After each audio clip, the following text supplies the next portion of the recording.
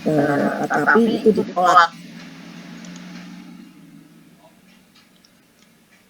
di dalam persiapan pemuda itu karena kita namanya Indonesia. Ya, jadi dipilah sumbernya dari bahasa Melayu. Bagi Melayu Malaysia, memang kebahasaannya disebut bahasa Melaka, ya, bermiripan dengan bahasa Melayu Riau, memang dekatan. Tetap ada dialek yang jadi sebetulnya berbeda antara sebutannya sama Melayu, tetapi Melayu Riau dan Melayu Malaysia itu sebetulnya berbeda. Nah, tadi katakan imperial bahasa, ini karena itu yang menemukan, ya, bahasa itu kalau melihat dari sejarahnya. Dan bahasa Melayu juga, bahasa tadi sudah disebutkan, yaitu kenapa disebut bahasa dianggap sudah merupakan bahasa perhubungan, kan, bahasa perdagangan. Ya, sebentar nih, baterai saya habis.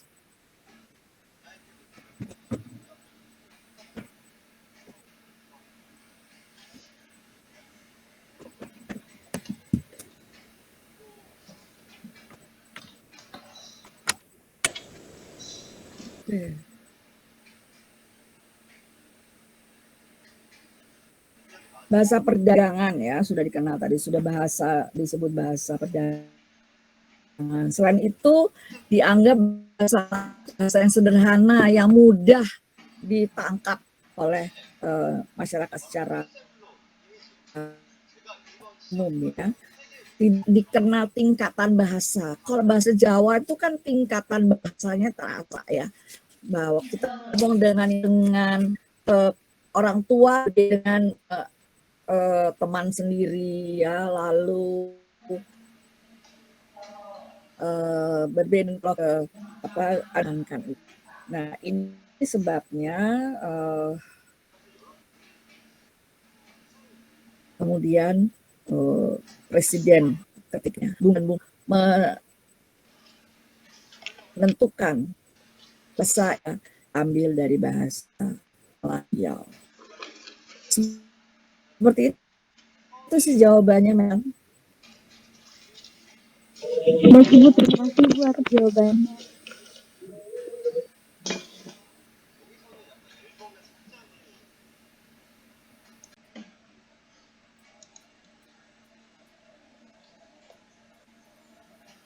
Halo, pernah kan? Berita adanya, ya, dan terikat waktu, ya kan?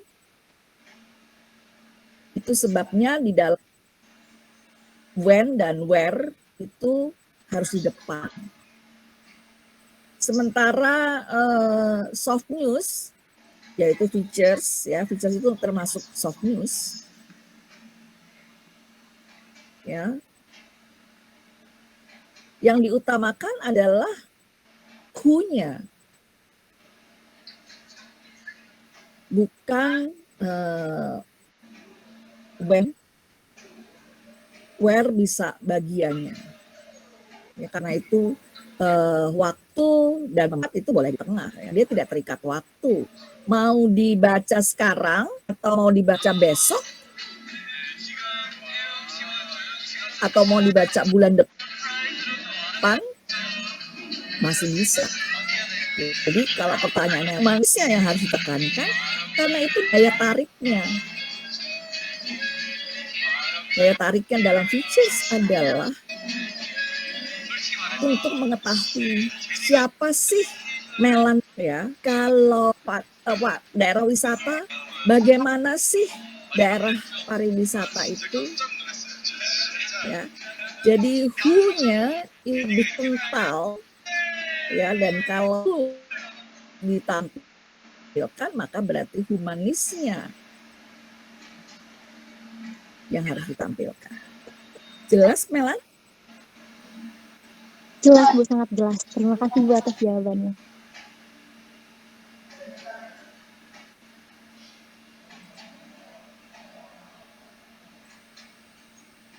Soju ya kuwi. Kuwi lho buka. Iki sojune. Iya. Sojune Mas Joni. Karo. Duh. Sama-sama. Ada pertanyaan dari yang lain?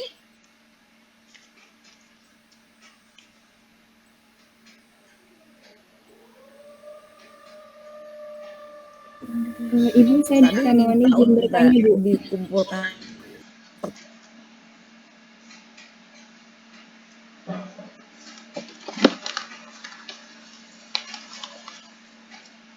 Yang belum jelas ya, berarti sudah jelas semua dong. Saya izin bertanya Bu Dita. Halo Ibu.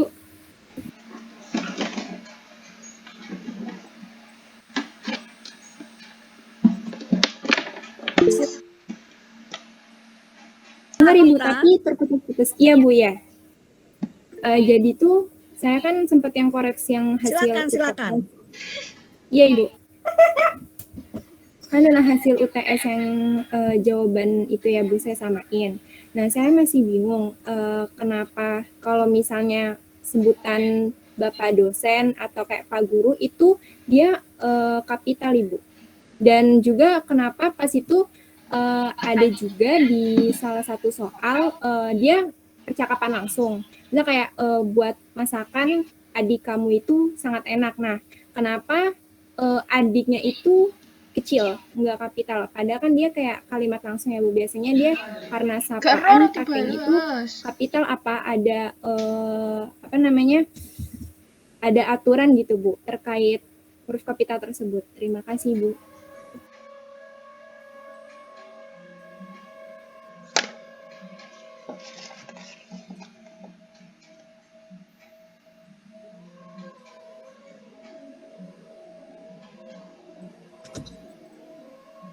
Iya Dita, itu semuanya diatur di dalam tata bahasa Indonesia, bahwa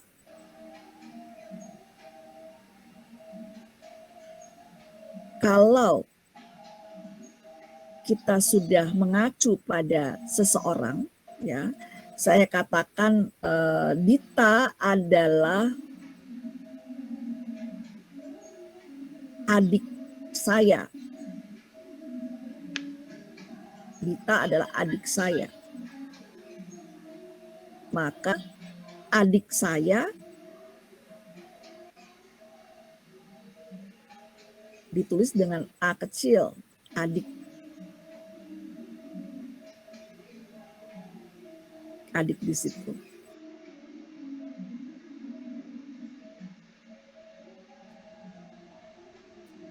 Ya, karena masih ada pekannya saya. Tetapi katakan adik, mari.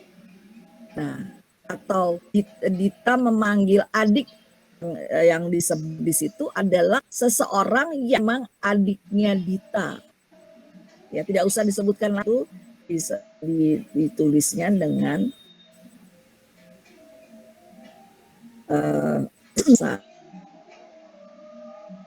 sama dengan kalau tadi Pak Guru, ya Bu Guru, ya itu untuk menjelaskan bahwa memang perbedaannya ya. Kalau kita menyebutkan buka kalian mau tahu ya pedoman umum ejaan bahasa Indonesia itu semuanya diatur di situ. Juga di dalam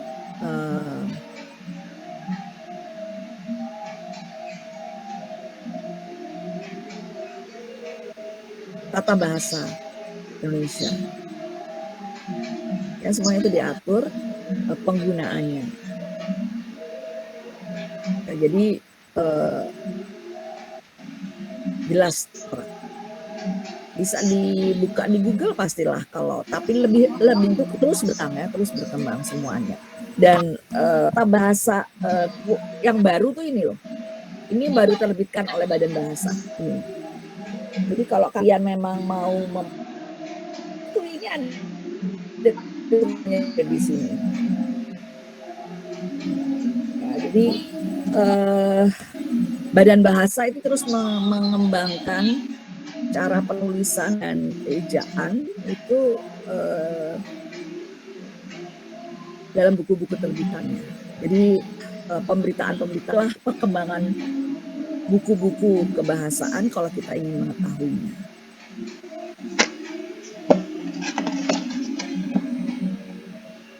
Mudah-mudahan jelas, nah? Iya Ibu, sangat jelas Ibu. Terima kasih banyak Ibu.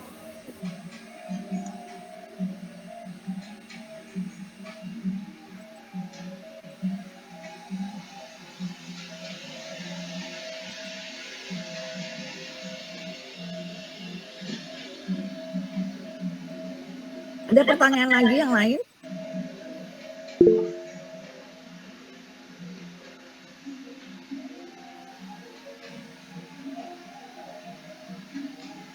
Masalah. Ada pertanyaan lagi yang lain?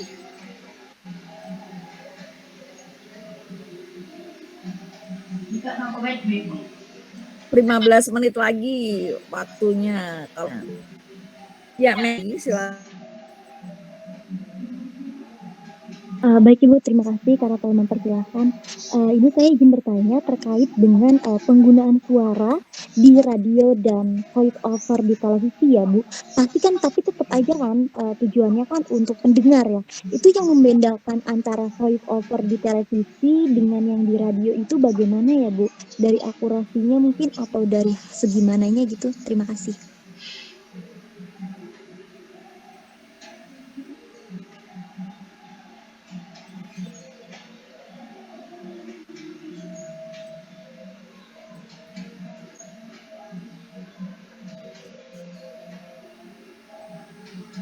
Saya sudah berikan bahasa radio belum ya?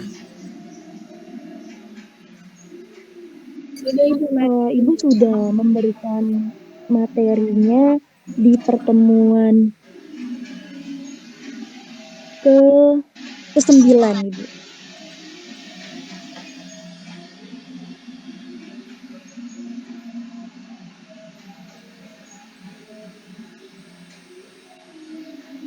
Halo Bu. Ya, jadi di situ syarat-syarat bahasa radio sudah ada kan? Iya Bu, tapi yang membuat saya bingung itu kan semuanya kan tujuannya memang untuk pendengar ya. Tapi yang membedakan voice over di televisi maksudnya dengan di radio itu bagaimana ya Bu? Berikan syarat-syarat.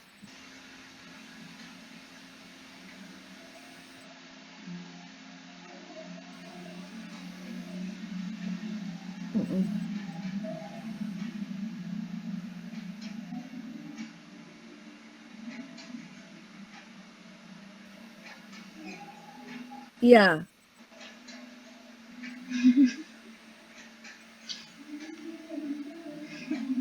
Antara saya baru berikan belum beri.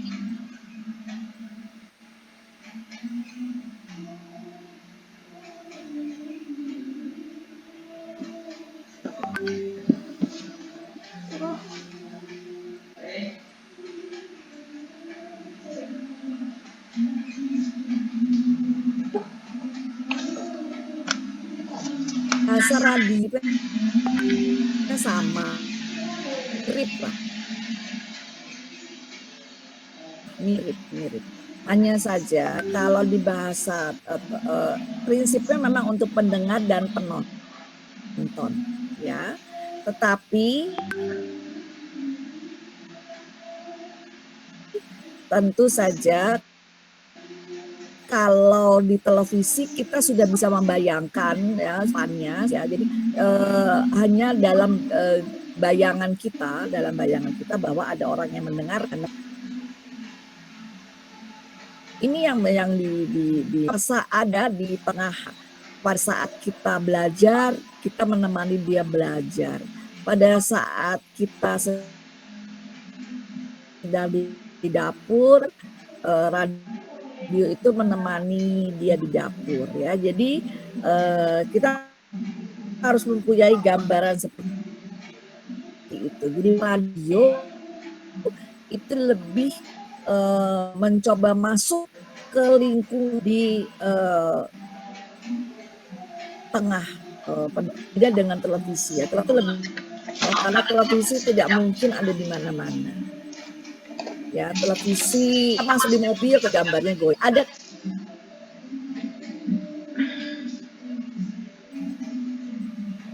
keterbatasan. Digitalisasi ini pun belum bisa di segala ranah ya. Nah, radio kita tempatkan di mana saja, dan itu yang banyak orang tetap dirokat dengan dan buat diri.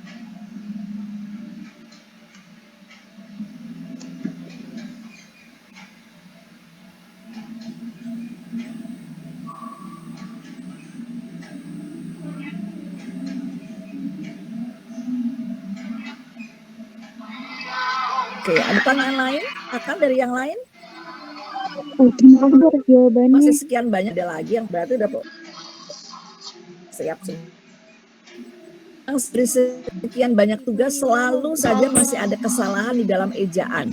Saya tidak tahu di mana kesulitannya dalam hal ejaan ya, karena Google mestinya tahu tuh kalau lewat lihat Google dan tahu ke sana. Tolong deh itu jangan sampai salah ya.